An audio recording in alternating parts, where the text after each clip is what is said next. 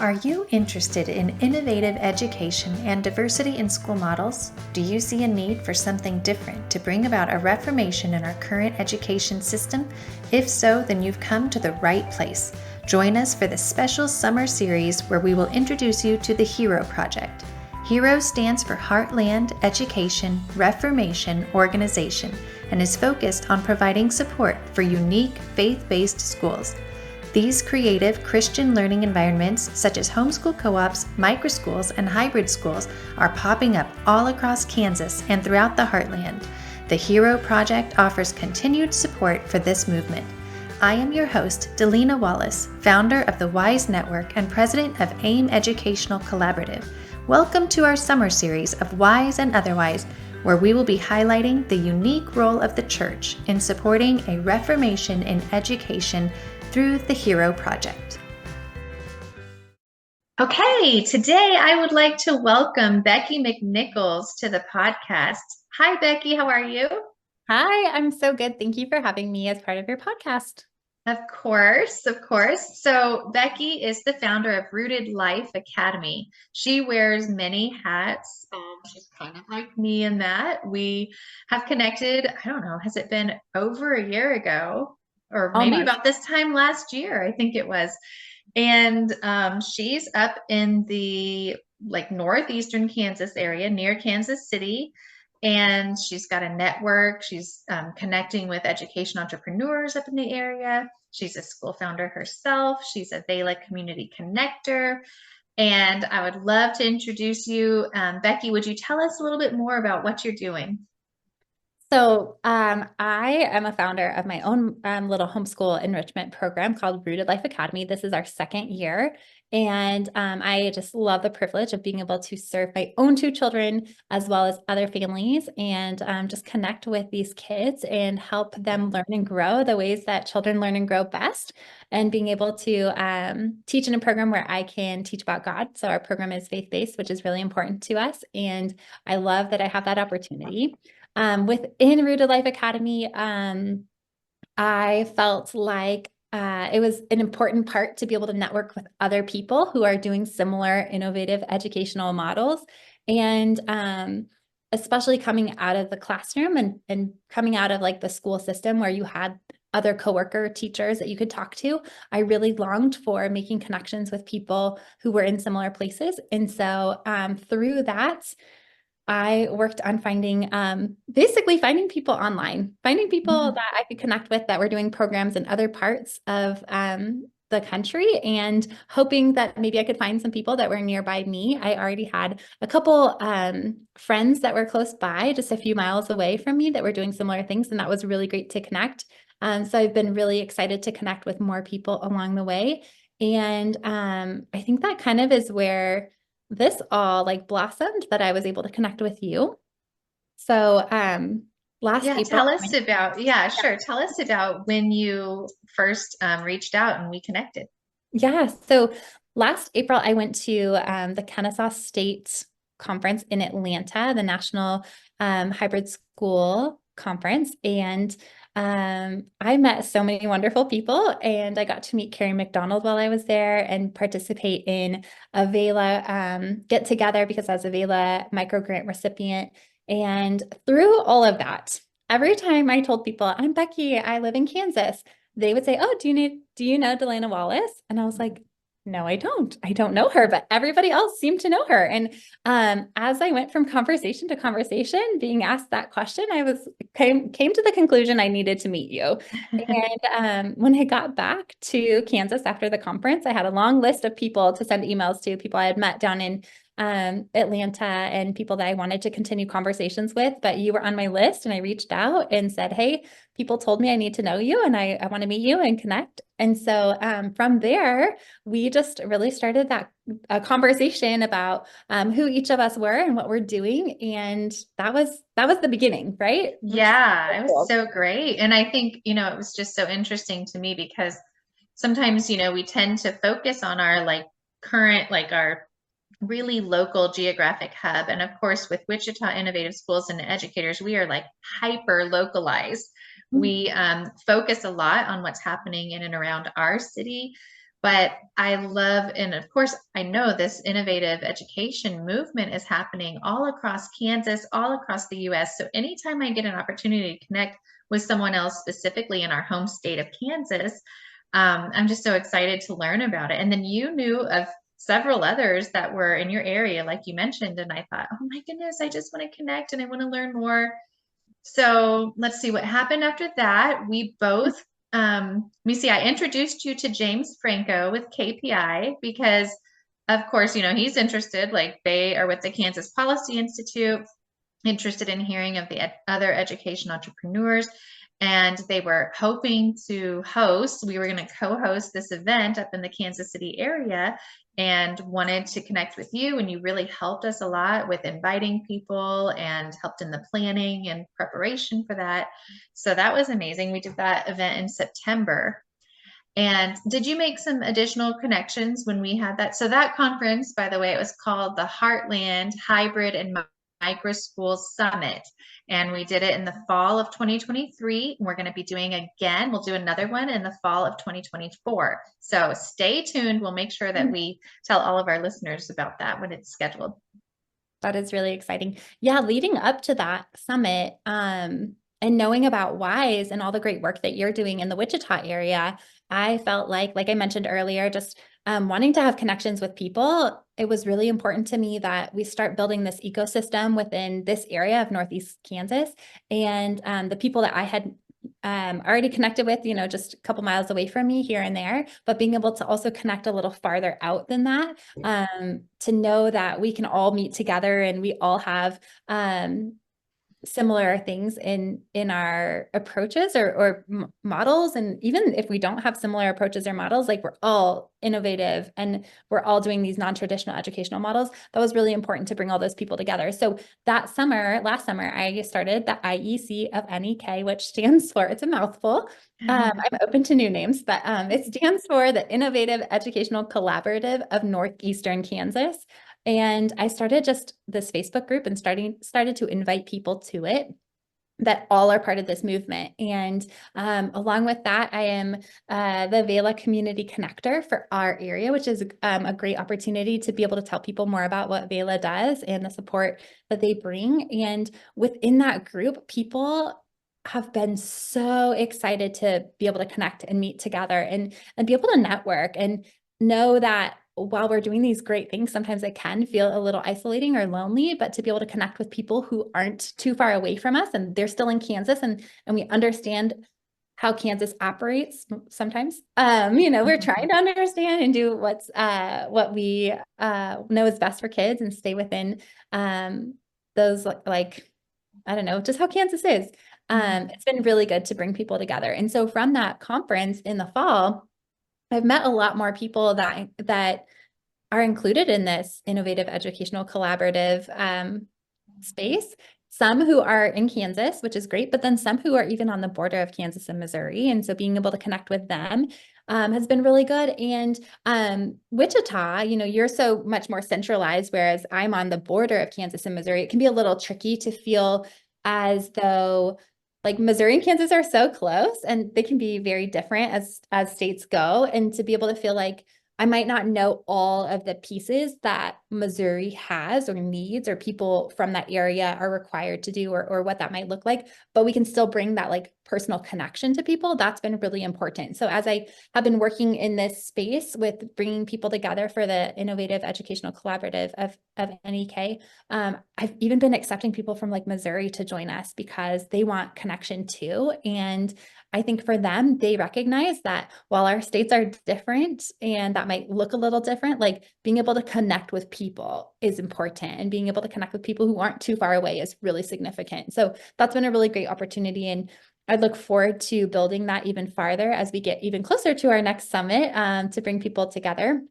We've been able to meet in person and schedule regular meetings for our IEC of NEK group that the members are just finding really beneficial. They're finding that the beginnings of conversations are moving to other pieces of the puzzle that they didn't even know that they needed, different different like websites that they're like, I could use that and that would help me so much. We've talked about Spark and we've talked about Spark Your School. We've talked about different things that we're using that other people are like, hey, that could benefit me in my school. But if we hadn't had that chance to meet in person, we wouldn't be able to connect and share these resources.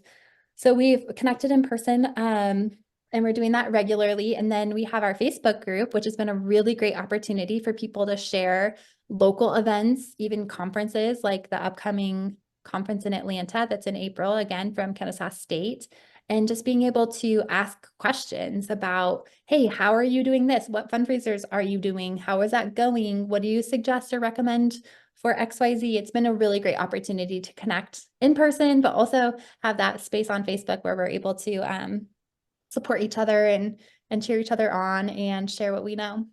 Yeah, the sharing of resources is just so valuable, but the in-person connection, like I love how Vela is supportive of these communities, these geographic ecosystems that are just finding the people in your proximity, in your area, and connecting because obviously they're a national organization. They can't be everywhere in everyone's city or everyone's neck of the woods. You guys are kind of out there. So I love how they're continuing to support this, and the in-person connection is so invaluable, I feel like. Yeah, and I think in addition to that, just Carrie McDonald, she was visiting us in September before that conference. And so she got to see a handful of schools that while she was here, a handful of innovative educational models, and just how she's able to also represent our area of Kansas, through her podcast or through her blogs that she writes and her other publications. Like, it's been really great for her to be able to see what we're doing, and then for us also to learn through her means of communication, like I said, the podcasts or the articles that she writes, to see how we connect or are similar or different to other places across the country. Like, being able to have her eyes on it and her perspective and being able to share what she's seen and what she's experienced, for us to know like what ideas are out there or who else we can connect with outside of Kansas. But it's been really cool that she was able to come and see our programs in person and then be able to share about them, and for us to be able to further learn what those programs look like on the grand scheme of things has been really cool too. Absolutely. Carrie McDonald is like my hero. And honestly, I feel like I'm just trying to like imitate her because she's my hero. And I'm like, when I first met her and learned about her podcast beforehand, I'm like, this is amazing. I cannot believe she gets to go visit all of these incredible, innovative learning environments, and she gets to interview these school founders. And the seed was planted at that time. And it was like, I want to be like, literally, I had this thought, I want to be like the Carrie McDonald of Kansas. I want to go and I want to visit everybody and I want to interview them and I want to tell their stories and shine a light on their work. And here I am. I mean, I'm just like, I feel like the biggest copycat. Like, I am so passionate about this, as I know she is, and she can't go into every area, into every state. So I think it'd be incredible if people, in each state would kind of step up and say, "Hey, look at what's happening here in Nebraska. Look at what's happening in Oklahoma."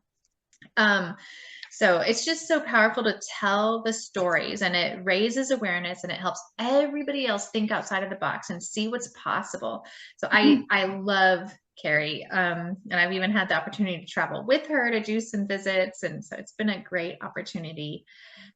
So we have talked a little bit about how we met and your work up there with IEC of NEK. And again, that stands for Innovative Educational Collaborative of Northeastern Kansas. So if people want to look you up, before we go, I definitely want to talk more about Rooted Life Academy. But as far as these other educators in the area, if they are wanting to plug into this community, how can they get in touch with you and get in touch with this network of other education entrepreneurs? Yeah, so people can send me an email at rootedlifeacademy@gmail.com for IEC of NEK. But also on Facebook, if you type in IEC of NEK, It should come up. It's a picture of Kansas, like an outline of Kansas, and then the letters IEC are really big with the sunflower. And the sunflower covers kind of like the area that we are located in. And so you can find that group on Facebook, and it will ask you a couple of questions, so I can approve you. And then another way is just finding me on Facebook, Becky McNichols, and sending me a message, and then I can connect with you there. I think it's a really good opportunity for us to find people who are in this movement. I mean, I know of some people, right? And then those people know of other people, and sometimes they don't, but they hear about it. And so we can connect in that way. And I think it's a valuable piece to be able to have people reach out and connect. So definitely reach out. Absolutely. Well, thank you for your service up there doing that. It's so important. I know for myself, I was like you, I needed the connections in the community. It can be so lonely, you can feel so isolated. And what I find is that these founders are typically like siloed off, like they've got their head down and they're doing what they need to do, and they don't even know that someone else is doing something similar. And so I think we're all just so encouraged to learn from each other. So thank you for that work. But tell us a little bit more. So you spend the majority of your time, obviously you're a wife, you're a mother.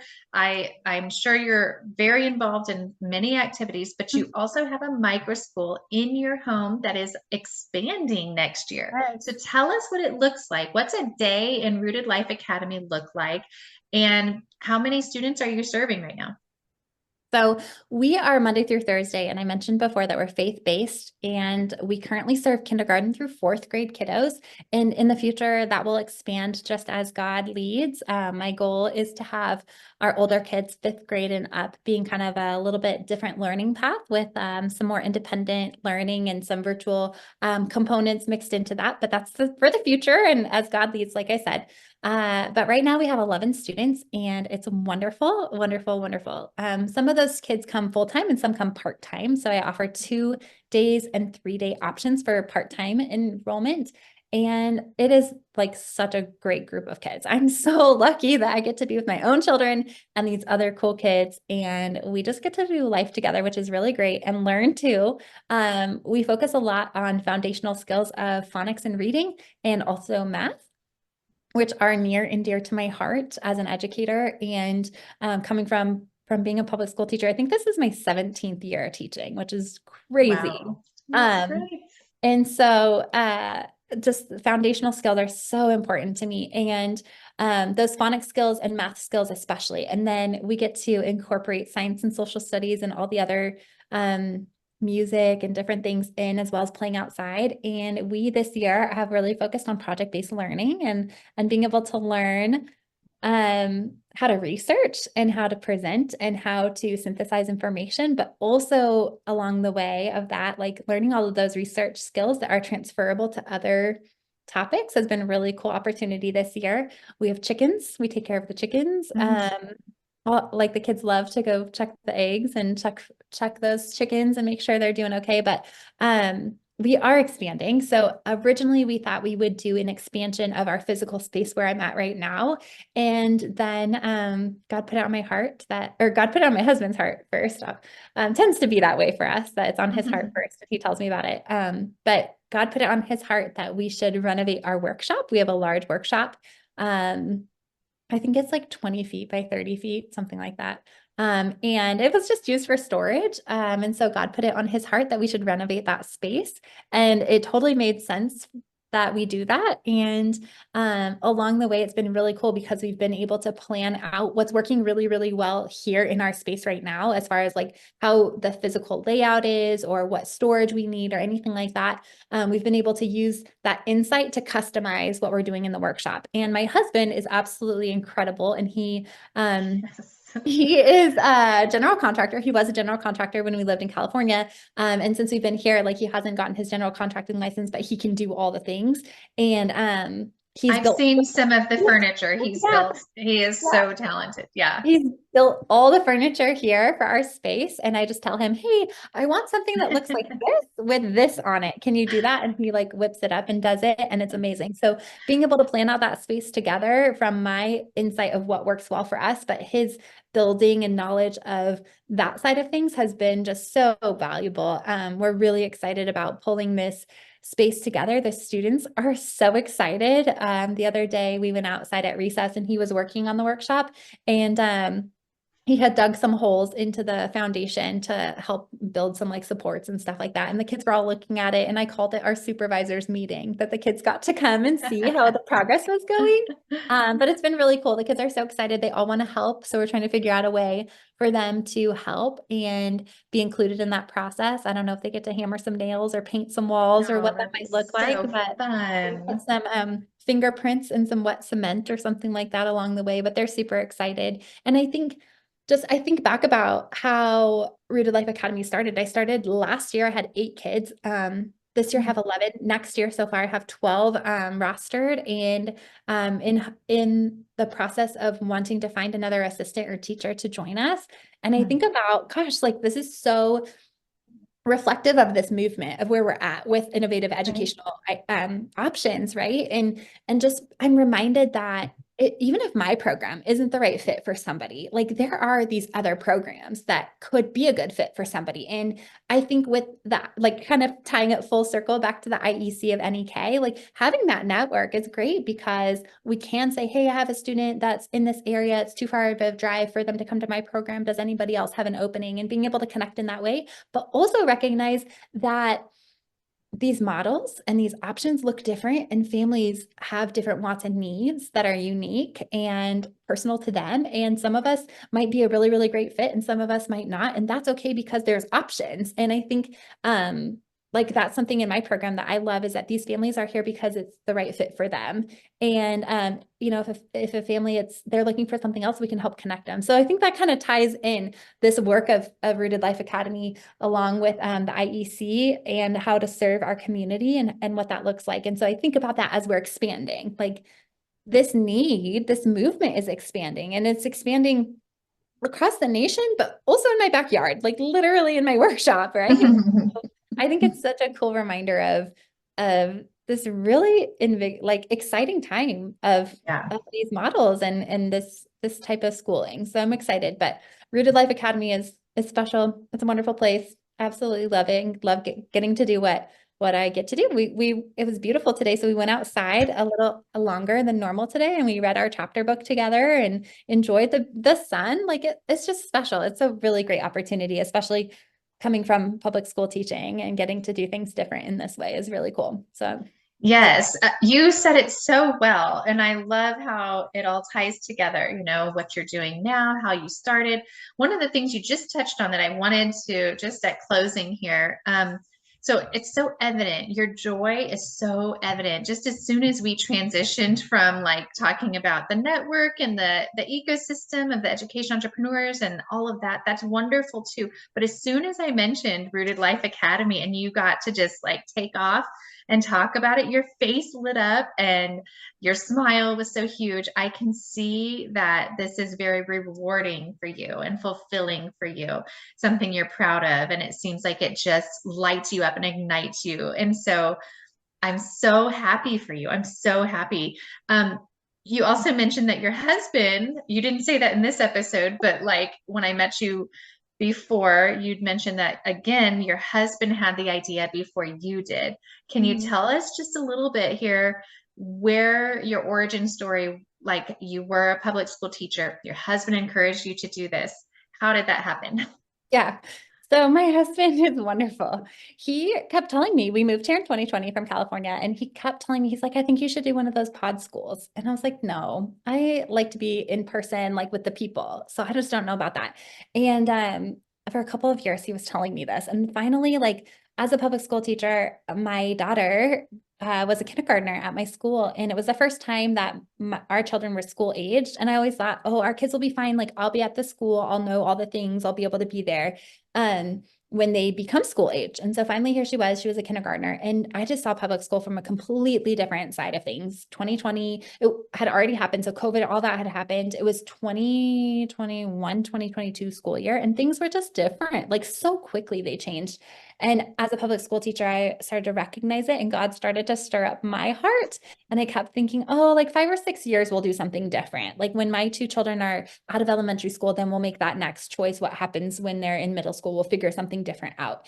And so I came to my husband and I told him, and I knew as soon as the words left my mouth that it was no longer a 5 or 6 year plan, and God was stirring this snowball like much faster than I could even imagine. And within 2 months, I met somebody, Jen, down the road from me, and checked out her school in person, and was like, oh my gosh, I think I can do this. So from the time I actually said it to my husband, like, I feel like God's putting it on my heart, like in a few years, we could do this, like to the time where I was like, I think I'm going to do this next year. It was 3 months. And then I kind of got the behind the scenes things going, and I gave my notice at work, and that fall I started Real Life Academy, and it was so fast and it was so crazy, but it has been absolutely the right thing for us. And Oh, it's great. great. It's wonderful. That's so exciting. And he's been there championing you this Yeah. whole way. And Yeah. obviously, I mean, with his talents and helping be your furniture creator, you're the designer. He's like, that's like a win-win, perfect situation. Well, I'm It's, so happy for you. And I'm sure it's just such a gift for you and your kids, for this learning environment. And again, it's just so evident. I can see it all over your face and the joy. And so keep up the good work. You're doing an amazing thing. Many amazing things, actually. Thank you. Thank you so much. Well, I love all that you get to do. And I know you said that Carrie is your hero. Carrie McDonald is incredible. And I absolutely echo those statements. But I think the same thing about you. You are an amazing light for Kansas, and all that you do in our state is incredibly valuable. And I'm lucky that we get to connect and have these sister groups together, because I'm inspired by you and encouraged of all the work that you're doing, all those many hats that you're wearing. And I feel like, Kansas is in good hands in that way. Thank you so much, Becky. And thanks for having you or for coming on the show. It's been such a pleasure. Awesome. Bye.